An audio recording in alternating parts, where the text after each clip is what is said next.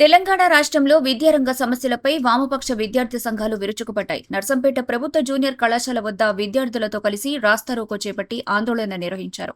AISF జిల్లా అధ్యక్షుడు Diddi Parthasarathi, PDSU నేతలు గుర్రం అజయ్, నరేష్ మాట్లాడుతూ రేవంత్ రెడ్డి సర్కార్ అధికారంలోకి వచ్చిన ఈ 2 ఏళ్లైనా ఫీజు బకాయిలు విడుదల చేయలేదు. విద్యాశాఖ మంత్రిని ఇప్పటి వరకు నియమించకపోవడం, ప్రైవేట్ యూనివర్సిటీలకు అనుమతులు ఇస్తూ ప్రభుత్వ విద్యను దెబ్బతీయడం, అన్ని పేద విద్యార్థుల మీద దాడి అని అన్నారు.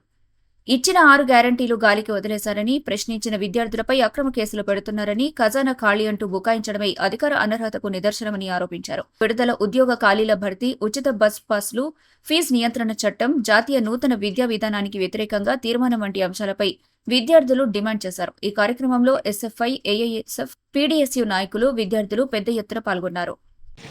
ఈరోజు తెలంగాణ రాష్ట్ర వ్యాప్తంగా వామపక్ష విద్యార్థి సంఘాల ఆధ్వర్యంలో ఎస్ఎఫ్ఐ కానీ, ఏఎస్ఎఫ్ కానీ, పీడీఎస్ కానీ ఈ అన్ని వామపక్ష విద్యార్థి సంఘాలు ఈరోజు బంద్ పిలుపునివ్వడం జరిగింది. ఈ బంద్ రాష్ట్రంలో జరుగుతున్న విద్యార్థులకు అనేక రకాల ఇబ్బందులు కలుగజేస్తూ ఇవాళ విద్యార్థులను విద్యకు దూరం చేసే పరిస్థితి ఏర్పడుతూ ఉన్నది.